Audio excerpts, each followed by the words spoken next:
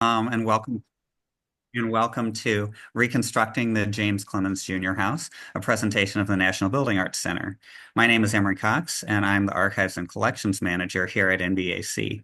I'm joined in studio next to me by Alan Young, as well as online by Michael R. Allen. Alan is a student at Washington University in St. Louis and research intern at NBAC, and Michael is visiting assistant professor of history at West Virginia University and former executive director of NBAC. The National Building Arts Center is a new or forthcoming museum dedicated to the built environment, encompassing architecture, engineering, history, fine art, and the building trades. We have what's believed to be the largest collection of architecture in the country, if not the world, and that's combined with a comprehensive research library and archives. We're based in Sauget, Illinois, right across the Mississippi River from downtown St. Louis, on the campus of a former steel foundry that gives us plenty of storage space for our hundreds of thousands of items. Today, Michael will talk about the history of the Clemens House, and Alan will talk about digitizing its artifacts and more broadly about the use of technology in museums. Afterwards, we'll have some question and answer time.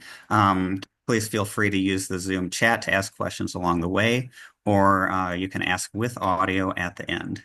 This presentation is being recorded in case you have to return to work or class, or if your friends who couldn't make it want to check it out later. So without further ado, I'll turn this over to Michael.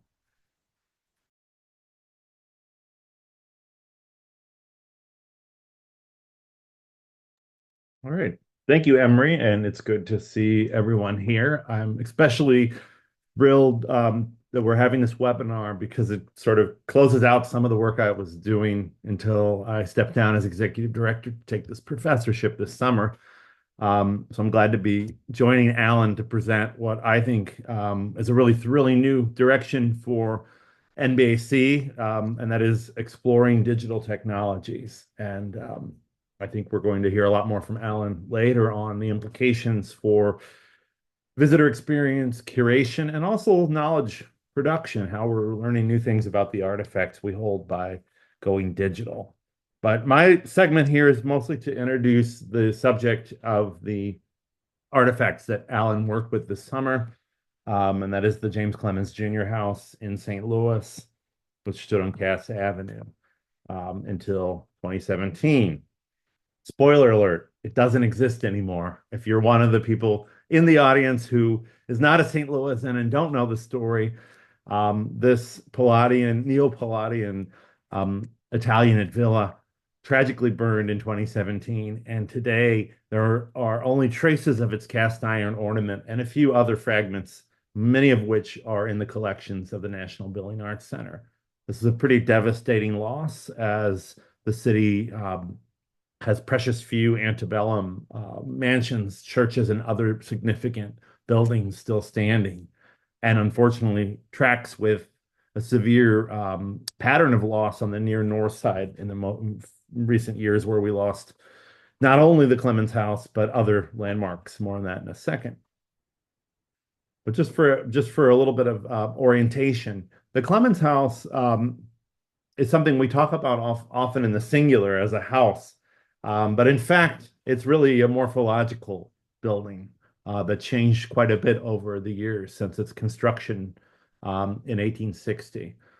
This was the villa at left, which was designed in 1859 by Patrick Walsh, finished by 1860.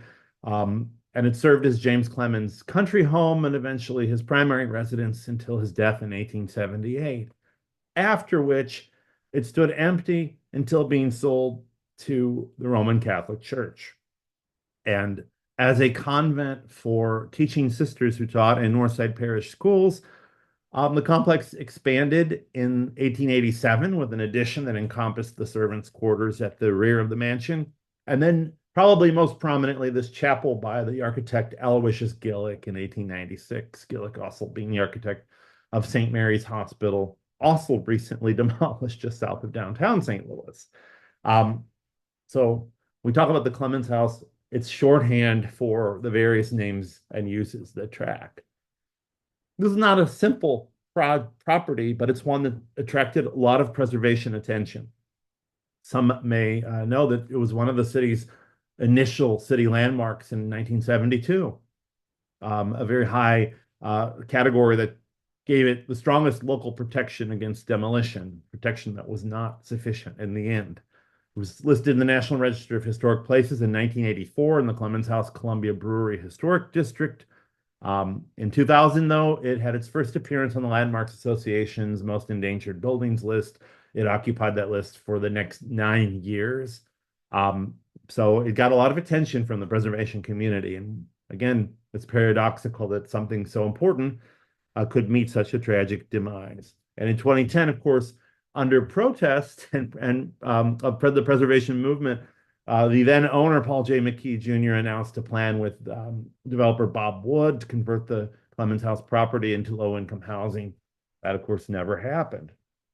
And some of the challenges, though, being at the forefront, why this maybe wasn't the easiest building to preserve, some preservation questions, if you will.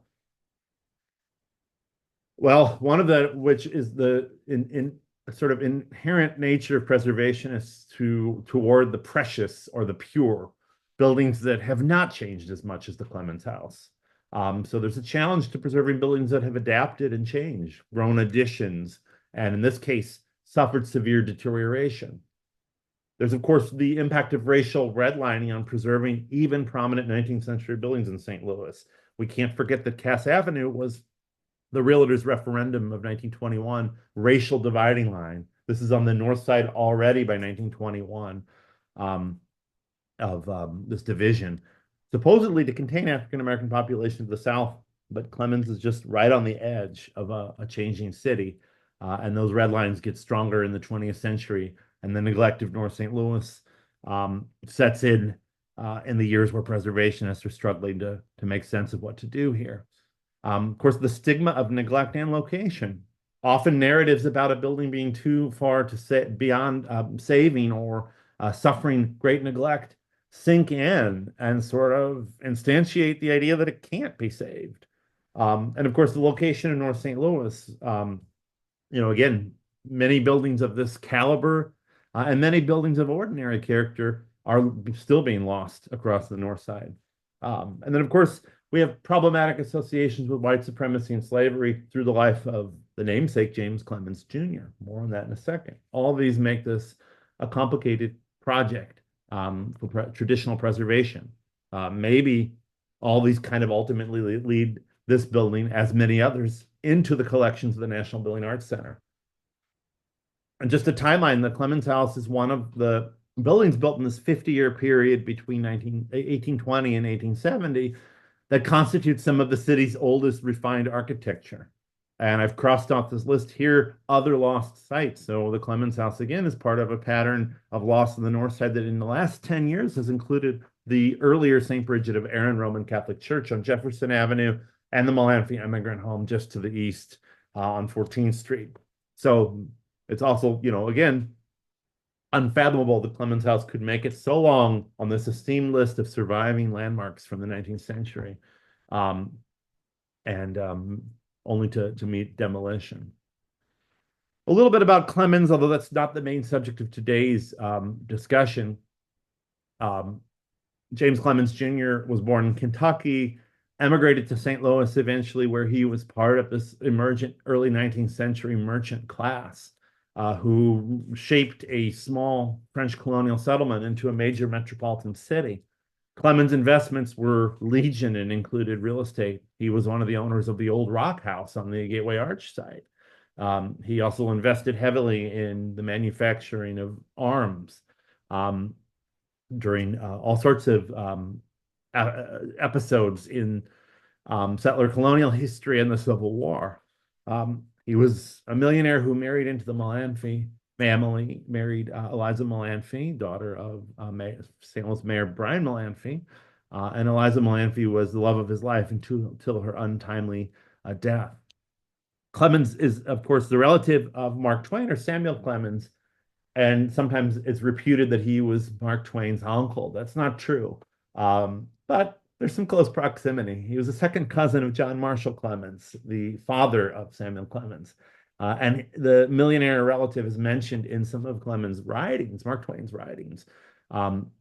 Notably, James Clemens Jr. rescued James Marshall Clemens from bankruptcy by buying one parcel back from a foreclosure in Hannibal. And that's the site of the Mark Twain boyhood home and museum, that house where Mark Twain would grow up. Mark Twain was aware of his relative, distant cousins' economic prowess and political connections, went to visit him in 1855 to inquire about possible directions. Should he become a seasoned steamboat pilot and stick with the river trade, or get himself serious as a writer and journalist? And apparently, James Clemens' reply was, writers are all hacks, and you should stick with the steamships. That's an honest profession. Oh, maybe his wisdom was not quite solid there. Clemens was an enslaver, and we're still working on piecing together the legacy of his enmeshment with enslaved persons. Here are just some of the documents we find.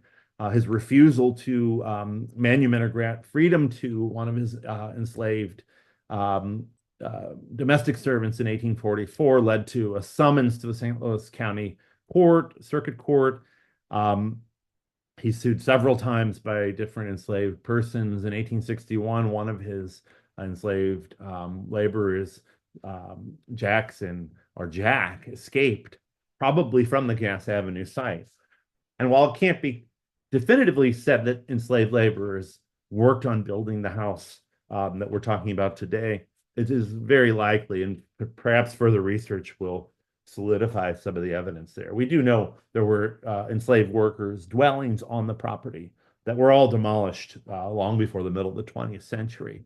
And we don't have much evidence there, but that could be a future archaeological project. Clemens, beyond this house, was a major force in real estate investments. Here is just one example of a map from the Missouri Historical Society or Missouri History Museum's library showing a proposed Navy Yard in Carondelet. He pops up everywhere. He owns parcels all over the north side and south side, standing to gain from the modernization and urbanization of St. Louis. So he is a very, very adept real estate capitalist. When he turns to build this house in 1859, he's actually residing in downtown St. Louis and seeing this as respite from the crowded center. And he's following a tradition of many other wealthy St. Louisans, including his economic peer, Henry Shaw, who, famously resided at 7th and Locust and built the Tower Grove house that became sort of the harbinger of the Missouri Botanical Garden. It's the same logic. Find a place that offers better ventilation and air in the summer months and an escape from the noise and pollution, the smells and the sounds of the crowded center city.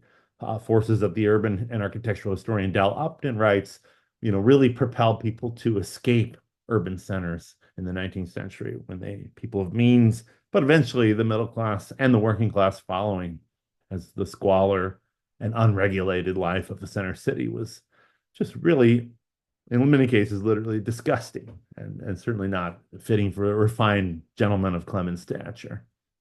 So here's the home in 1860 upon completion. You can see that servant's wing at the left, the front loggia, the two-story front porch, with all of its ornament, including the filigree above in the pediment, which is long gone. Very, very little documentation of what might have happened there. This building stood on Cass Avenue in what was a very undeveloped area. Its only neighbor really was to the west, the Visitation Academy, and its second location in St. Louis. You can see the wrought iron front fence, the planted trees is very much sort of embodying the stereotype of the plantation home. The architecture is derived, though, from a very esteemed classical source, and that is the work of Andrea Palladio and his northern Italian villas around Vicenza in the Veneto. These 16th century dwellings, like the Villa Piovene shown here, are usually typified by symmetrical designs, the presence of a central pedimented entrance, although here it rises above a recessed or sort of a lower level ground floor entrance with a piano nobile above. And the distribution of rooms behind these ordered and symmetrical bays of windows and the whole building adorned with classical references to Roman mythology. Um, and probably the Villa Cornaro is a closer relative to the James Clemens House, while certainly the Clemens House is not of the elaborate marble and not set on such an imposing garden heavy estate. This is sort of the air of nobility, I think, that Patrick Walsh was reaching for. And of course, Drayton Hall in Charleston is another American example. While a little bit tethered to the federal style of architecture, shows the influence of Palladio on the wealthy American merchant class, who's, wanting to project a sense of aristocracy, permanence, and connection to the finer traits in architecture. And that's all on display in the 20th century when these gloved ladies from Landmarks Association are visiting in 1960. That ironwork is intact and shows the kind of level of detail and craft. Architectural historian Charles Peterson, who worked in St. Louis for Habs Hair, documenting demolitions for the Gateway Arch, and first called for creating an architecture museum, the germ of which would become the NBAC, researched this building against his knowledge of similar structures in Philadelphia, New York, the American South, and said that this is probably the largest installation of residential cast iron in American architectural history. Every inch of detail from that loggia and its Ionic capitals in the lower level and its Corinthian capitals above, those ornate balustrade, the details of pediments around the windows and doors, all of that in cast iron rather than the more expensive stone. Is this to save money? Well, it certainly wouldn't have been completely cheap to cast in iron. It would have definitely saved some expense. But it's potentially true that Clemens may have had an investment in an iron foundry. We don't know exactly which one, but in 1859, there were at least 8 major iron foundries probably capable of making this work in St. Louis. So further research ahead. Much is made of the figures and the pediments of the windows and the entrance. The entrance is the Roman deity Janus, and over the windows, often mistaken to be a death mask of Eliza Melaniphy Clemens, who died the year before this house was designed. It is actually the Roman goddess Juno, and that's a common motif found in cast iron catalogs you can find in the library seen behind Emory and Allen right now. And you'll find it in cast iron storefronts in lower Manhattan from the same period. It is not a specific reference. But at the Clemens House, it is, a very, very prevalent feature. It's repetition, showing again the kind of care and decorative beauty that goes into that. And here you see, even in the late days of the property, a lot of that cast iron really showing its curvature, dentillation, details, all of it super intact, super compelling, despite the rust. And the motifs were drawn onto the inside, and so the interior millwork in this house replicated and mirrored the pedimented appearance of the exterior. So it was a very, very exquisite work of architecture. And even by the time Paul Piaget photographs the interior, after its later lives, after the installation of this two-tone parquet flooring, the dazzling world of millwork and plasterwork, crown moldings, and the treatments around light fixtures, all intact. And most of that plaster work is the work of the Irish-American plaster artist Porter White, probably more famous for his work at St. Louis City Hall and at St. Louis's Union Station, where his craft is on full display today. Clemens' later years are marked with a little bit of scandal and controversy. In the 1840s, he advised his son-in-law, Major William Harney, how to evade prosecution for whipping an enslaved woman, Hannah, to death. He's an unrepentant pro-Confederate sympathizer and financier during the Civil War. He's forced to sign a loyalty oath to the Union in 1865 at the conclusion of that war. At the time of his death, and his estate is prized enough to receive these posters at auction, Clemens is not a mourned figure. In fact, the St. Louis Globe Democrat editorializes in his obituary unkind words that his nasty temperament and refusal to sort of settle the lost cause had led to the abandonment of Clemens by many of his friends and family members. Seemingly died unloved, with a hard heart, perhaps hardened by the early loss of his beloved wife. Clemens heirs subdivided much of the country property into the blocks just north of the Clemens House site. Streets like 19th Knapp Street, laid out after the subdivision in the 1880s. The Roman Catholic um, orders take over the property. It serves from 1885 to 1949 as the Our Lady of Good Counsel Convent, where, again, nuns who taught in the parochial schools of North St. Louis lived. They also maintained a residential teaching component for blind and deaf students. This is the longest use of the property, so it is, perhaps a historical question why we still call it the James Clemens House and not the Our Lady of Good Counsel Convent. That's something we can talk about later. In 1849 or 1949, the property was turned over to the Vincentian Fathers Foreign Mission Society, where the property then was used for something that is, again, understudied and often ignored. And this was where it sheltered sponsored Chinese immigrants coming into St. Louis. And I don't have a slide of it, but toward the very end of the deterioration of the chapel, Chinese script was found in a area that had been concealed by a drop ceiling. Um, so this really connects to the history of immigration that also the Melanphy family, of course, with the Melanphy immigrant home, strongly does as well. So that binds these two sites associated with Clemens and Melanphy. At some point after 1977, it becomes the home of the Catholic workers who are still active in the St. Louis Place neighborhood. And that's a chapter. If anyone on the webinar knows more about that period, we'd love to find out.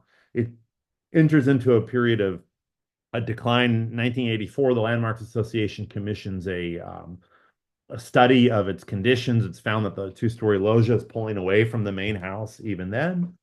Eventually, the property is owned by a Baptist group that sells off ornate marble mantles and other interior trappings to keep the lights on. They're running a soup kitchen. They sell it ultimately to a Vietnamese Buddhist congregation. More on that in a second. And by the late 1990s, it's abandoned. It's a subject of urbex, urban exploration. It looks still very stately and very beautiful. This is the first photograph I ever took of the property 20 years ago in October 2004. It looks a little tightly boarded, but looks can be deceiving. I found my way into the house like many others did in this period. But you can see at this point, a lot of that decorative detail is still intact. Some of the wooden cornice is deteriorated, but the loggia doesn't look like it's about to collapse under its own weight. The roof is in pretty bad shape. We're not talking about the roof today, but there's a lot of photos I can show you of how that roof started to sink to earth. But here's some of the classical meanders and fluting, the details on these columns that are now in the NBAC's collections. Very, very spotless, even in decline. Here's a slide of what the Buddhists thought they could possibly do here. It's a Photoshop. It's not a formal plan, but they had plans of building this kind of Buddhist retreat, continuing the religious use of the property until they had architect Jeff Brambilla run the numbers on what it would cost to replace the declining roofs on the chapel and the main house. And when that number got above, I think, 2 or 3 million, they sold the property in 2005 to an unknown buyer, Blairmont Associates Limited Corporation, which turned out to be a front for the real estate developer Paul J. McKee Jr. Now, I won't belabor the McKee years in the short amount of time I have to speak, but suffice to say, maintenance and repair and reversal of decline did not occur for quite a while as people tried to guess who was really behind the shell company, and McKee loath to admit until 2007 that it turned out to be him. Many people thought the house might be a goner. McKee did at one point put the orange construction fencing and the blue tarps over the loggia. I'm not sure what that was supposed to do. The secondary pediment above the entrance below had fallen off. It was brought inside for storage. Below you see, though, the tremendous public opposition to McKee's predatory buying on the north side and the organization and preservation has led to McKee actually signing his redevelopment agreement for Northside Regeneration, the 1,500-acre project at the Clemens House. There it is in the background over his shoulder in 2009. There's Mayor Francis Slay at the time beaming, thinking that this $8 billion fabled redevelopment is coming and that the Clemens House is going to benefit. Here's the rendering that McKee showed at the time. And he was so bullish that he even opened the house, even in its deteriorated state, for a fully sanctioned Landmarks Association Preservation Week tour in 2010, in which time you could actually stand on the first floor without worrying about falling into the basement. Um, McKee and his consultant, Fred Lafster, applied for historic rehabilitation tax credits. That was all really set. That would have happened. But ultimately, he failed to sell the tax-exempt low-income housing production bonds, and the redevelopment plan became sort of silent. In 2011, they removed some parts of the chapel roof. These trusses had been pushing on the outer walls, and there had been a major collapse 3 years earlier. This was considered stabilization work, but since the building now became completely open to the elements, a lot of us feared the worst. That two-story loggia or portico was removed in November 2011 to keep it from pulling off the front wall. It's at this point those columns and balustrade elements are left out on the front lawn, and scrappers, the St. Louis sort of I don't know, like fungi in the forest on a fallen tree, they show up fast and they work ferociously. They were eyeing these columns, and eventually then Larry Giles, the founder of the National Building Arts Center, agreed to take the columns in for safekeeping with the idea that they might return to the house if McKee could make good on his plan to redevelop. At that point, even then, you could step in the building and see some of Porter White's plaster rosette work around missing light fixtures, the pediments inside the millwork, even the parquet flooring. There was a lot to save at this point, despite years of neglect and deterioration. And so it's very, very frustrating that we're here today rather than celebrating the house through a guided tour, looking at its details. In July 2017, there was a spectacular fire. Was it that surprising? Who knows? The building was unboarded for much of the last few years of its life. Impossible to keep the plywood on from curiosity seekers and preservationists like myself who just come to take photos, to others perhaps trying to take up occupancy. The building was lost and the interior just torched down to the skeletal walls. Now, could the building have been preserved as some sort of ruin?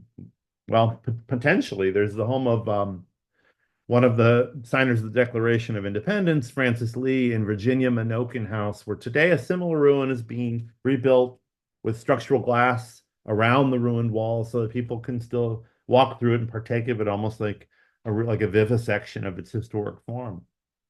No such luck came here. The Clemens House was wrecked. Today, the only traces of it can be found in any kind of public access at the NBAC, and we displayed both of the two types of columns with their separate classical meanders at the Pulitzer during the Urban Archaeology exhibition from the fall of 2023 last year through spring of 2024. And one other location, another collector has the rest of the ironwork, which we learned very recently. And I can't talk much about it. There's a potential this could merge with the rest of the ironwork at the NBAC, be reunited. And with the right brick, you could practically rebuild the front of that house someday. I'm not sure that's going to happen. I'm not sure that should happen.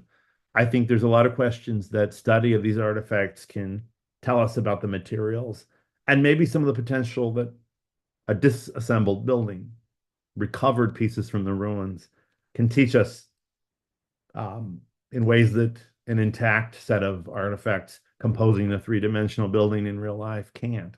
Despite the tragedy, maybe there's something that can be recovered from the ruins. I'll turn it over here to Alan Yang.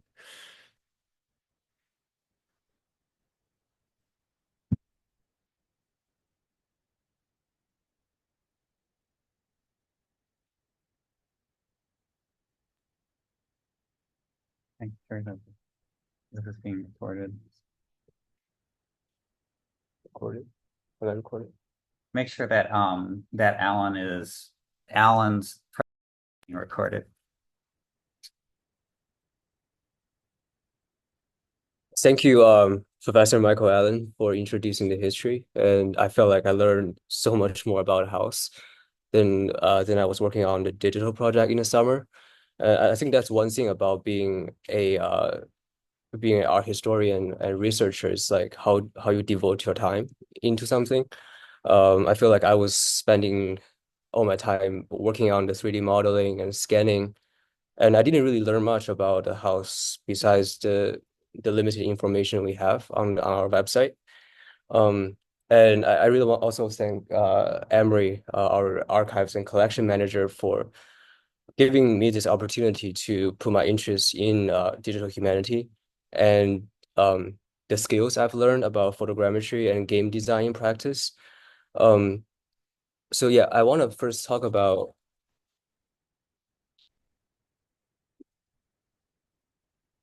our project, which we 3D scan the columns and reconstruct the house. And everything is available on the website. If you go to the NBAC homepage and to the right, there's an embedded 3D model of the first floor column.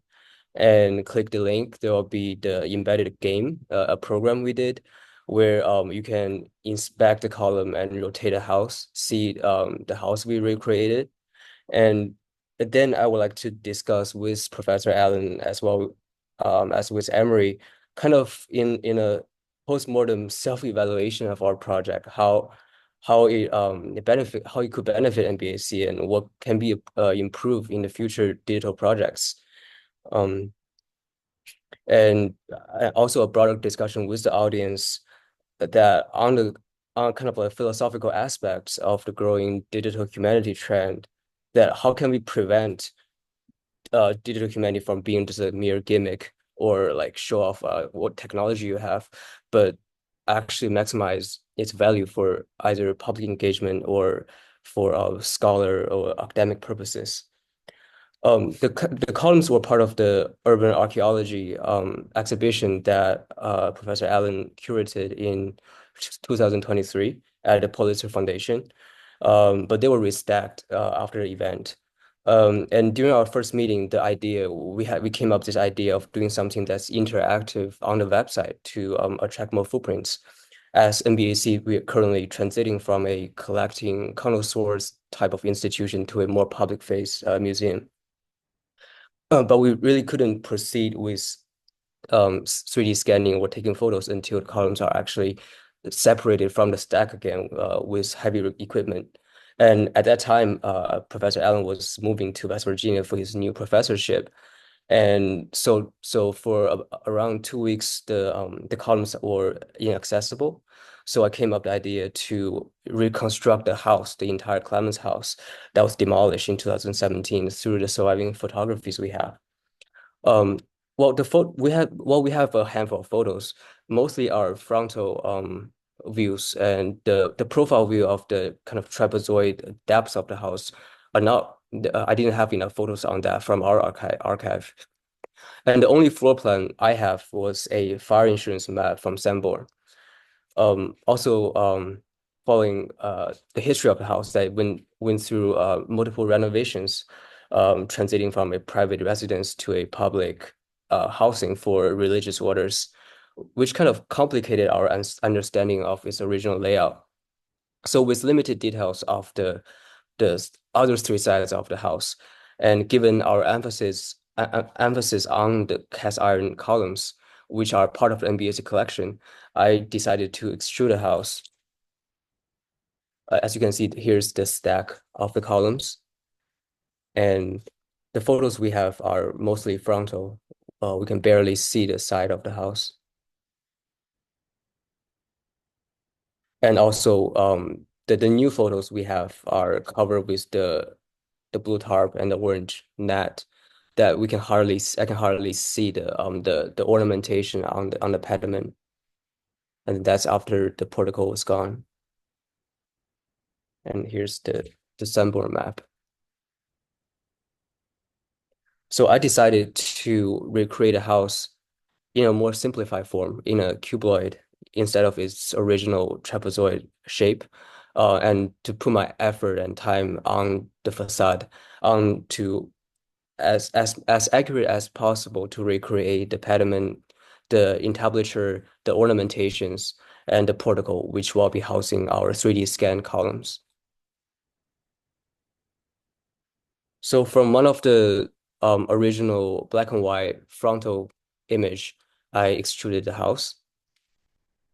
And then I based the entablature, the scale, and then how much each layer of molding extrude from Vitruvius theory and his and the ionic form order, which used to be the first floor of the Clemens House. And thanks to one of our longtime volunteer, Kyle Lansing, after around 2 weeks that I started recreating the house, he showed up. I didn't even know. He showed up with forklift and put two columns back on the wooden reel, which allows me to rotate the columns and take photos of the full rotation. As Michael mentioned that the columns on the first and second floor are different. The first floor, around the shaft, there's a meander decoration, and it's ionic order, although we don't have the capital left. And on the second floor, it's a Vitruvius squirrel type of decoration. And so we chose one column from each floor to do 3D scanning. And what I did was since we don't have laser scanning or structured light scanning devices, so I relied on photogrammetry, which is using hundreds of photos and put in a professional software, and then we reconstruct the model. So I took around 200 images for each column, and from 3 different heights and angles, so it captures the depths of the shaft and the decoration, and use Metashape. This software was mostly used for GIS, geo-referenced information, as rather for 3D scanning, but you can serve both purposes. And textures were applied so that we create the full model of the columns. And the 3D models are now in our digital catalog, which will also be used for preservation purposes for Emory and future other staffs to document the full condition of the columns. And we faced some setbacks. One of the wood railings wasn't long enough for a full rotation, so there's part of the column that's not visible, that could not be captured. So I had to put some tie points on the photos, find some common points of like rust markings, and then stitch two different perspectives together. That was very time consuming. As you can see here, it's supposed to be just one full rotation. And because of the length of the wooden reel, I had to do two different rotations and then put them together for the software to recognize that they are the same object through the tie points. And we got pretty decent result for the two columns. As you can see here, the texture and the scroll decoration are captured really well. Also the rust, the marks on it. And the next step was finishing up the house that was recreating through in Blender, a modeling software with the 3D model of the columns, and combine them together. Since we only had one column for each floor, so the ideal plan was to have to 3D scan every single column, but it wasn't possible without Kyle's help. He had to basically take off every single column and put a railing on that, which it's not possible to do. And that's something maybe in the future we can accurately scan every single column. So I just duplicate one of each column on the portico. And since the beginning of the project, we didn't want just to provide a 3D viewpoint of the columns, which can be very easily done, that you 3D scan, put on Sketchfab, and people can see the 3D model. We wanted to do something interactive where people can go on the website and manipulate the model. So I used Unity, a game design software, and added some features to it.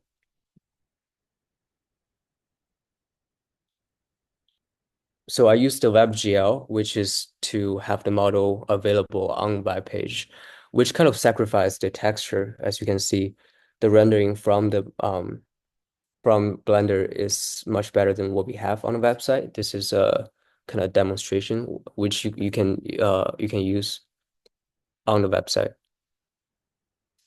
And our idea was that you can zoom in and inspect each column and then see both its current state, the rust state, and then also its original classically painted white code.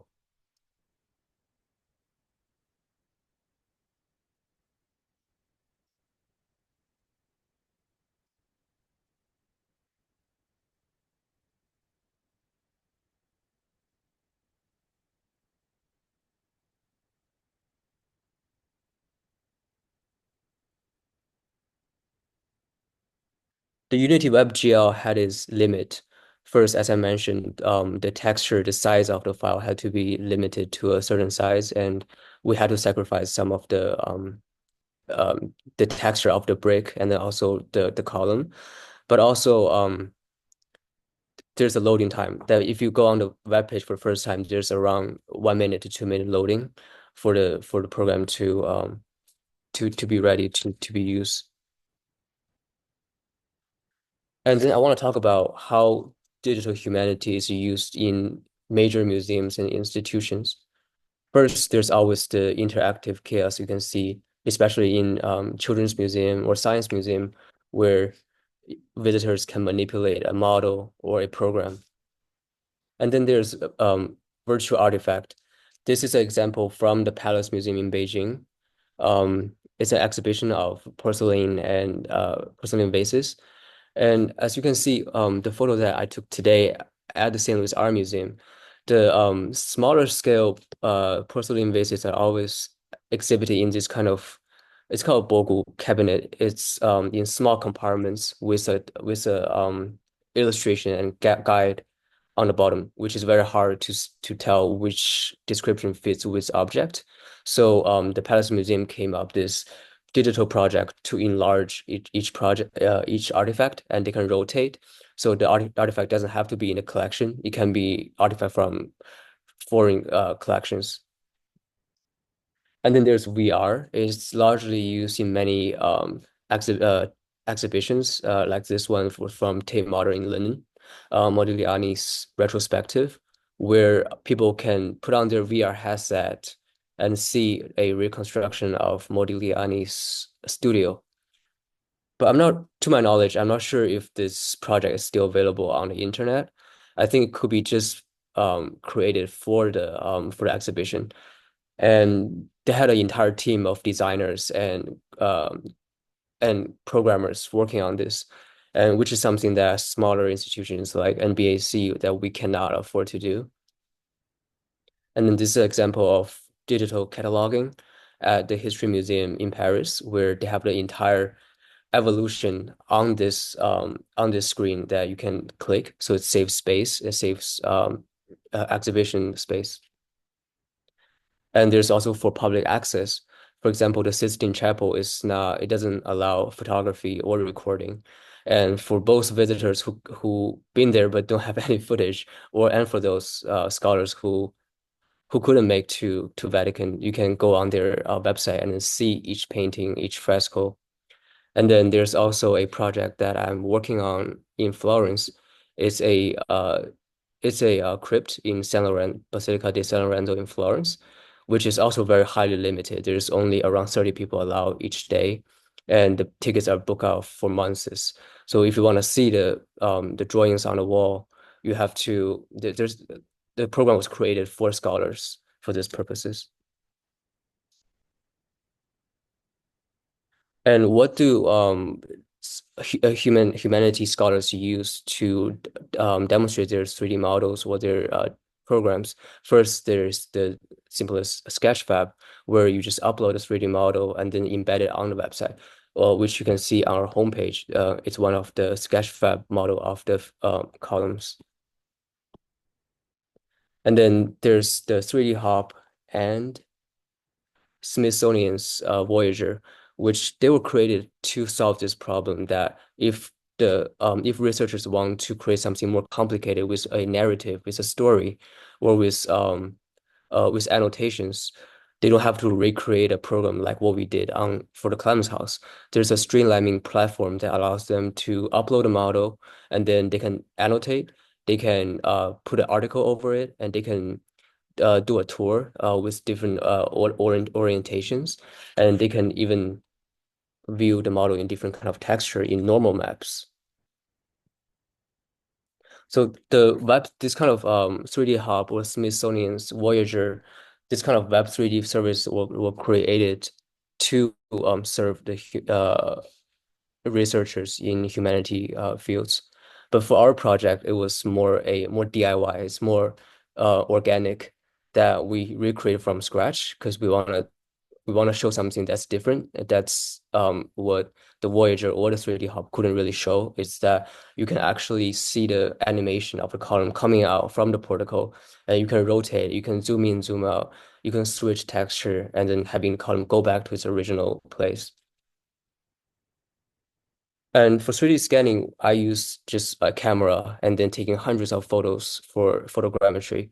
And that's one way. And there's also structured light, producing more accurate result, but it has a limitation that it can hardly be done in a well-lit place like outside. It has to be done indoor. And then there's uh, radar scanning, that laser scanning that's producing not as accurate as structured light, but it can measure the distance, the depths, which also requires really expensive equipment, and then couldn't really be done in a well-lit outside environment. So lastly, I want to just discuss with Professor Allen and also Emery on, and also the audience, well, what do we really need 3D? And as curator or researchers, I feel like we should think about what do we need for a digital project in order to best use our time, budget, and effort. For example, there's as I already shown, the Sistine Chapel. It's for public access for people that couldn't make to Vatican, and also because of its policy of no photography inside the chapel. And then there's the VR Pompeii. It's more like a game, allows people to tour the site. There's also for pure research purposes, as we've seen the recent news of a newly discovered Mayan city through GIS LiDAR survey. And we can use 3D model as a way of cataloging. Instead of having photos, we can have models in a database.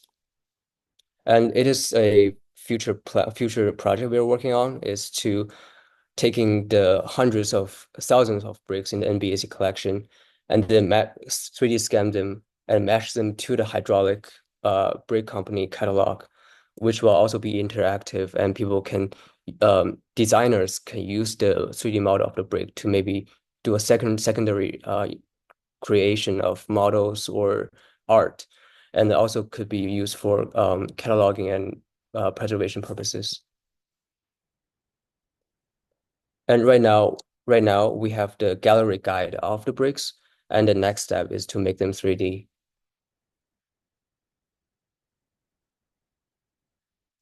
So here I think it's time for questions and a discussion on what do you think of 3D and digital humanity in the field of preservation. Thank you.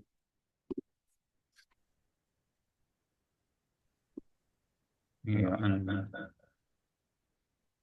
all right. Thank you to thank you to our presenters, Michael and Alan. And now we'll look at questions and comments in the Zoom chat, and we can also continue the discussion on why 3D and why are we using this technology in museums. We had And maybe Michael wants to say more about this, but we had a couple comments about like the history part of it. Jackie mentions that James Clemens's wife Eliza was actually the daughter of John Malanphy, and and Michael asks if there are any remaining buildings on the 1820 to 70 list on the endangered building list. And Philip says that the St. Joseph Sisters of Carondelet is the order that had possession of the home. Yeah, just a few things, Jackie. That's a slip of my tongue, and you said it's a small point, but it's a pretty big one actually. And no, Brian Malanphy, the former mayor, is Eliza's brother. John Malanphy, fellow sort of emergent merchant millionaire alongside Clemens, is her father. And so this is a wedding of two extremely important and wealthy um, sort of makers of the city. On the Sisters of St. Joseph, yes, I was remiss to credit that one photograph of the nun on the front steps of the chapel. That's actually from the archives of Sisters of St. Joseph. And so they should be recognized as the custodian of the chapel and teaching school for the deaf and blind there. In terms of the list of buildings I had, the none of the other buildings on that list are currently or have recently been considered endangered by the Landmarks Association or Missouri Preservation. The only beyond Malanphy Immigrant Home and St. Bridget of Aaron, of course, which we've lost. St. Cyril and Methodius, or the North Presbyterian Church in Old North St. Louis, built in 1857, was up for sale recently in the small congregation there. The Polish National Catholic Congregation sold the building, but it is not, as far as I know, in any immediate danger, and preservationists have not added it to any list. So I guess it all just compounds the significance of losing this particular building. Yeah, one thing that I would add, um, as the archives and collections manager here, and therefore as the person who kind of controls access to the collections, um, that doing this digitization allows more people to actually see the artifacts. Like we have our monthly tours and special events, but you can't just necessarily come over here and see the columns whenever you want. So now with this digitization that Alan did, you're able to view that on our website, and hopefully that's the beginning of a much larger program that expands access to the NBAC collections. And Kate says beautiful renderings. So kudos to Alan on that. Yeah, I think Emery, you bring up a good point, which is even under the current, um, last 3 years of building up access to artifacts, NBAC is not open for regular museum hours, and nor can you actually get to every artifact safely. I mean, there are buildings that are off limits on our tours, sorry, your tours, I guess now at this point, but um, the there's artifacts that are in deep storage in crates that you and I have never even seen. Larry packed them away and they've stayed packed. So this technology could actually really be a way of providing access in the interim, as this, NBAC has this kind of asymmetrical problem, which is the largest collection and one of the smallest budgets for a museum that doing this kind of work. So digitization is a fairly affordable and fast way to make things publicly accessible.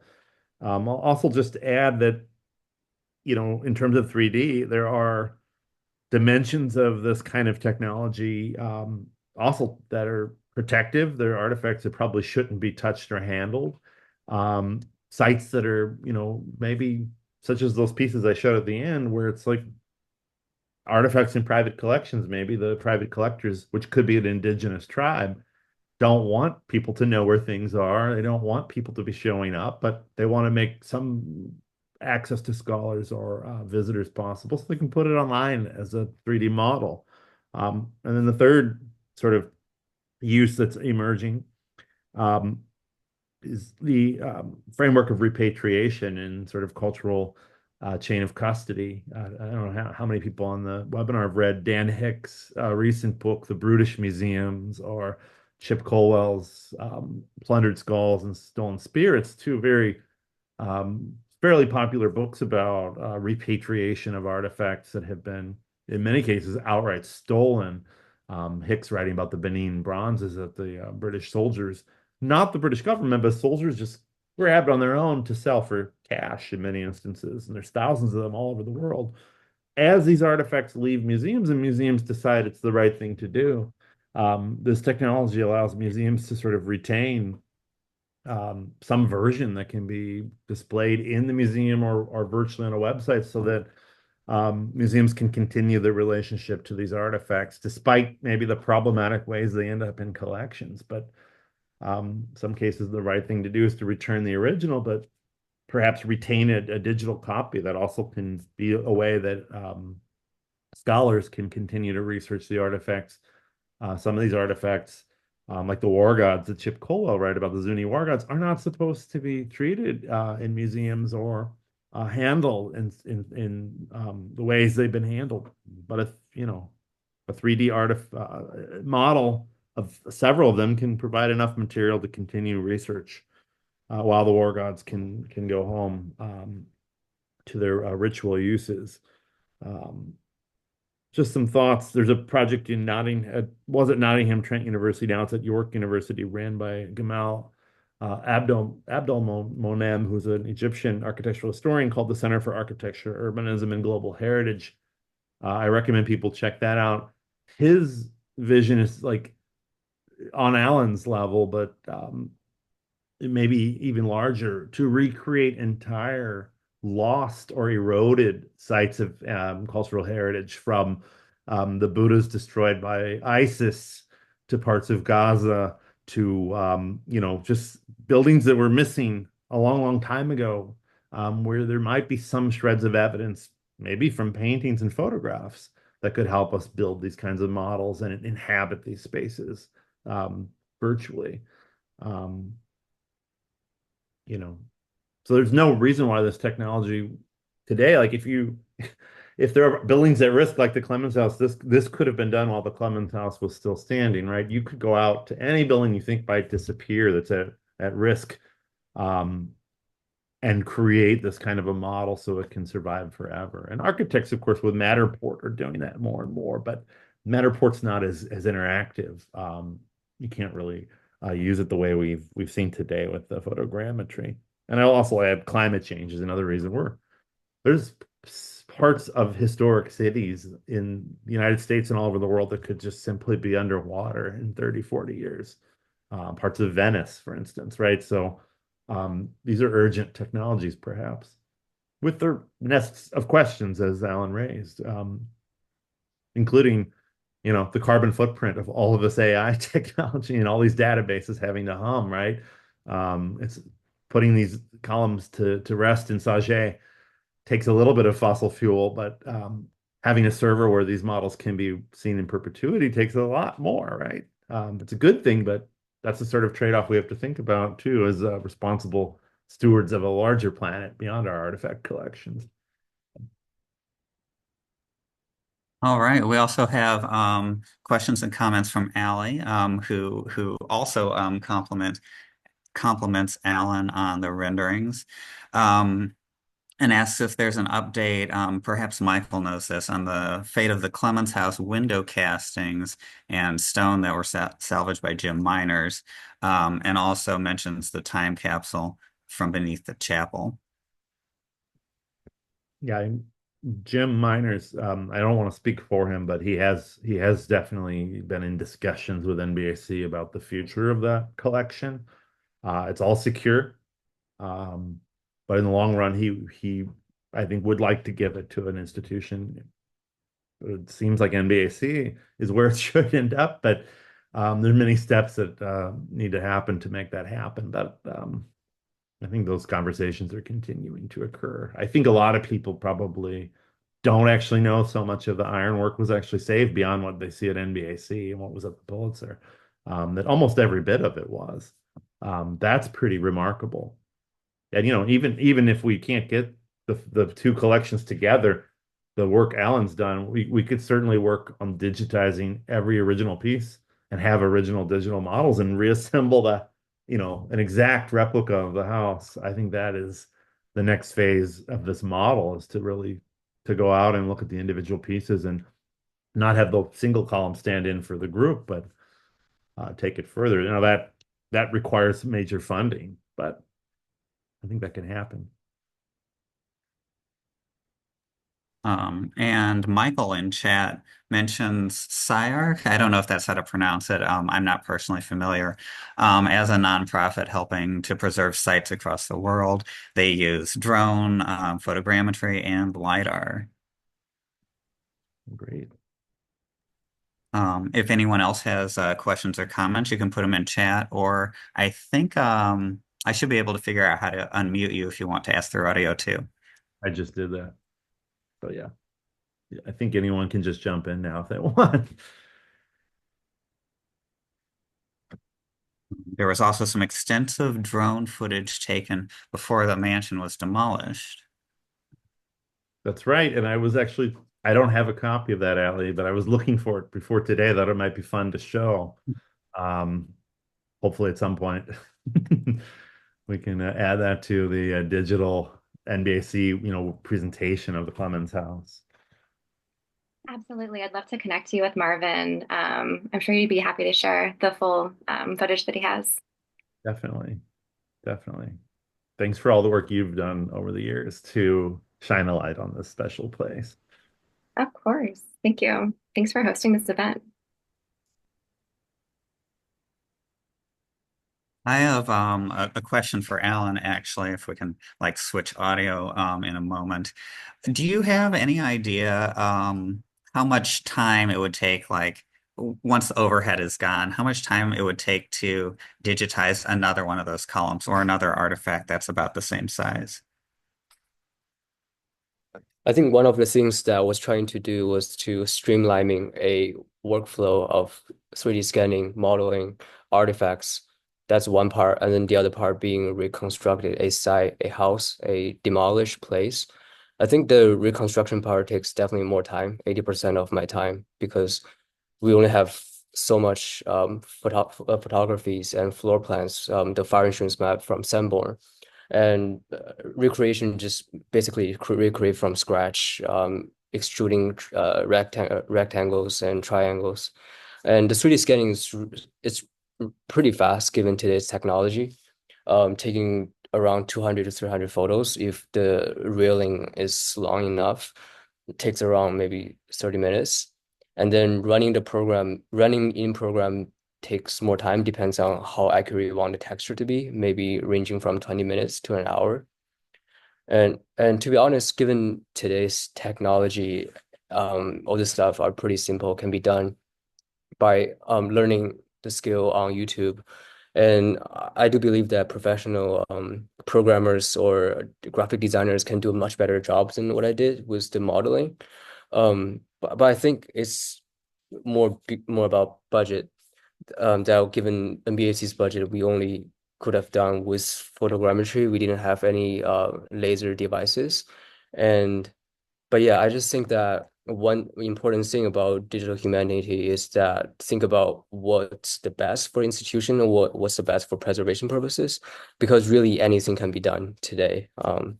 And looking back at Palladian architecture at Renaissance, that things that 500 years ago that we're still talking about today. I think that's the mission for NBAC, is to think about what we want to preserve, what we want to make for the next 500 years for people to think about and to talk about. That's worth preserving. Okay, that actually is maybe a little bit less time once you had the process down than I thought.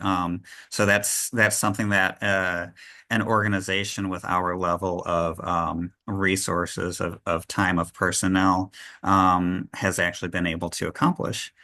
Helena has a question. in chat, asking what remains on the site and whether there was a basement. Um, the site today is graded over. It's just a vacant lot. There was a front sort of ashlar stone wall that was underneath James Clemens fence that eventually a brick wall was built by Sisters of St. Joseph all over. There was another wall on the rear of the property on the north side that still stands, but the front is just all gone. In fact, there was a basement. There are basements for all sections of the house. There were other foundations on the site, including those quarters for enslaved persons. Um, I know Jim Miners did some archaeological work around the main house. I'm not sure the full extent of all that. The basements were completely removed, though, during the demolition and full excavation. Maybe some footings remain, perhaps, but they did remove much of that stonework and just cart it all away. Um, that's a shame. But the site's, it's just kind of sitting there empty, and it could use a LiDAR scan. That would be a very interesting project, maybe to follow up some of this digital work, um, to see. My own hope at the time of the fire was that we could prevail upon Paul McKee in the city to allow the ruin to just stand. And there's no urgency. I mean, there's nothing happening with the piece of land. There's no reason why demolition should have been such a rush. There could have been sort of a lot of this work we're doing now could have been done on site with the ruin to get a full sense of such an important early building. But um, we would have to wait a little later. And today it's the St. Augustine Church from 1896 at Hebert and Lismore and St. Paul's Place that burned, and the tower, which was about to come down with the rest of it, is now getting to stand as sort of a fragment of this larger church. And I think that's testament to, often preservationists think they're making no impact, but I do think ideas have cumulative weight. And I think a lot of the efforts around the Millennium Immigrant Home and the Clemens House have paid off in other ways. Sometimes you win the next battle and not the battle you want to win at the time.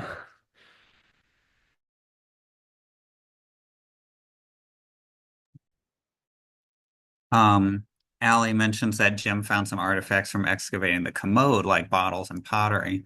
I think I have seen he had a website or something at some point where he talked about that.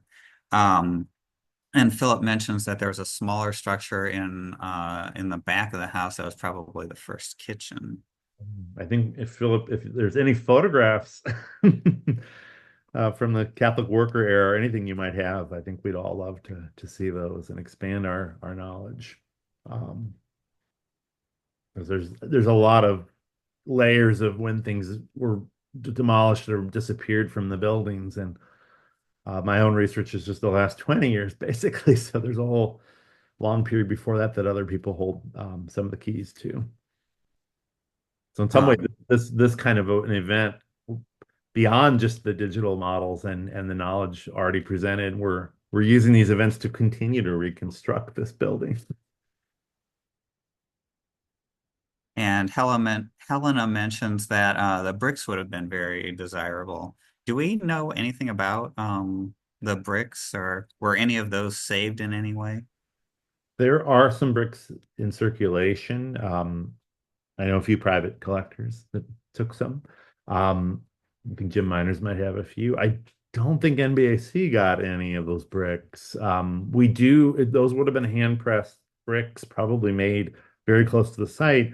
We do have some recent acquisitions. If anyone remembers, I went to the Pulitzer show and saw the brick in the wooden case. That is a brick from a building built right around the same time in 1859, the Bundeschor German Singing Society in North 14th Street. So it would have been a very similar kind of brick um, to the Clemens House. The thing about the Clemens House brick, though, is the face of the brick.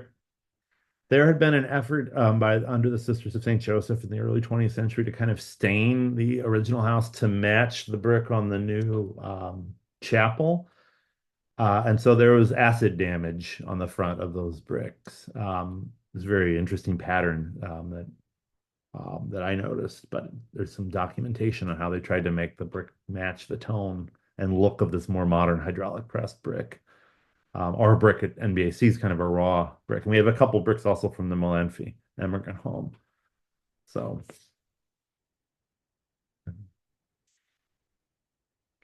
Okay. Any more questions or somebody may final somebody thoughts may from? have a brick from the Clemens House, Oh, according to someone in chat may have one. that. Well, I'm sure Emery would be glad to receive it. Yeah, that would add to our Look at it. You kind of could presentation. at least bring it by for a digital model of the brick to be made if you don't want to part with it. Maybe there could be a potential NBAC virtual brick library. I think people would love that. I think it's exciting to think about, the two tracks of NBAC now, the physical world, which is seeming this never ending, right? Moving, storage, sorting, cataloging, assembling, curating, but also the potential to create these digital projects that not only accomplish what can be done physically and a lot faster, but also connect with these other intangible sort of resources like photographs, drone footage, people's memories and stories, and help these artifacts reach truly global audiences where, Alan has brought us into the global realm here with Italy, China. There's scholars who would be interested in the Clemens House for its Palladian architecture, but also because of the nature of its demise, right? This kind of a ruin effect. And so this is where I think the local and the global are always interchangeable and in the eye of the beholder sometimes. And so there's hundreds, thousands of buildings in NBA6 collection from St. Louis that would get this treatment and, based on their style, material, or political histories might have reaches far beyond St. Louis. And of course, there's also the artifacts at NBAC from Chicago, New York, Philadelphia, and other cities where the home audiences might be very interested in accessing digital technology to see those. I can think of the Brooklyn Museum giving the NBAC the entrances to the church in Brooklyn, the townhouse from 57th Street and Little Liberty. Maybe New Yorkers don't want to come to St. Louis, that they should, but some digital repository available for New Yorkers so they can connect would be great. Just spitballing. Yeah, a lot of that's like exciting stuff that would draw in new audiences that haven't been here or that can't get here too. Um, Ali also mentioned having at least a piece of the brick, and John asks, what material was likely used for the original scroll work around the bullseye window in the pediment?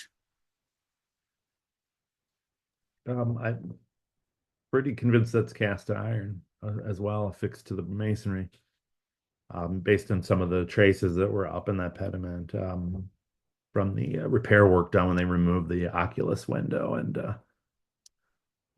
we don't know when that disappeared. And did it get salvaged? Did it get scrapped? Was it in the building when it got demolished?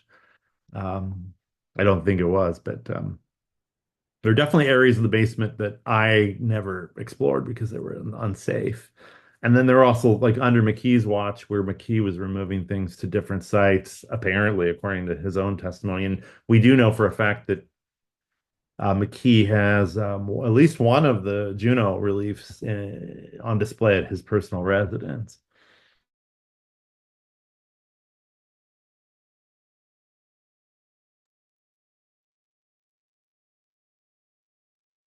Any other questions or thoughts from chat or Michael or Alan? Yeah, I've got a question for you, Emery. Okay. As a archives and collections manager, what does this digital work add to your understanding of the NBAC's collection? What does it add? Um, it's for like immediately it makes it so that I can see something remotely too. I can look at the record and don't have to then take like a 10-minute walk to go look at something on our campus and make sure, is this really the the artifact that's in question? Is that really the color of it? We would have pretty much all of that data in a place where I can just kind of click around it on the computer, like we have on our website with a couple of the Clemens House columns already. Um, More broadly, I guess it's like fleshing out the records. Um, Modern museum catalogs are very visually oriented. So this gives us not just like an image, but even more data to that. So it's beyond just the written description and stuff that we in the business used to have to deal with, decades and centuries ago. Great. Yeah, it's exciting. It does take a while to reach places in those warehouses. And I should also point out you've been hard at work at a on a digital catalog for the entire collection, which is just a drop in the bucket, but that does exist and that's online too. And that's another tool because you don't for some of the artifacts it's not just the name and description and dimensions, but actually a set of photographs and photogrammetry images could certainly be added into those entries as time goes on. At the risk of saying, proposing a labor that probably just will never end.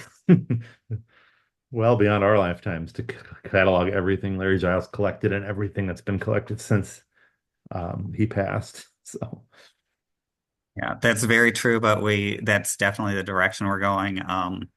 In new cataloging work, like for new arrivals and for the retroactive cataloging work that we have volunteers and interns working on. right. No shortage of needs for volunteers. Anyone on this webinar wants to help Emory with these efforts. There's probably a lot of ways to contribute.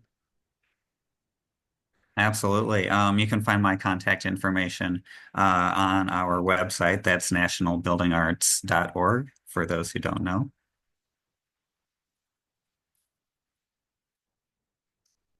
Anything else? Um, all right. If there are no more questions or comments, I'll wrap it up. Thank you, everyone, for joining us today. I hope this has been both informative and fun, and thank you especially to our presenters, Michael and Alan. We may have more online events like this in the future, these kind of deep dives into like a specific topic or building. And as we have artifacts from hundreds of buildings, if not thousands, there's definitely no lack of material. In the meantime, the best way to see what's going on at NBAC is to join one of our monthly tours on the second Saturday of each month. They contain a walking tour around our campus. It's about 12 and a half acres, so there's lots of places to go. That includes our display and gallery areas, warehouses, open air yards, as well as a look at the library stacks.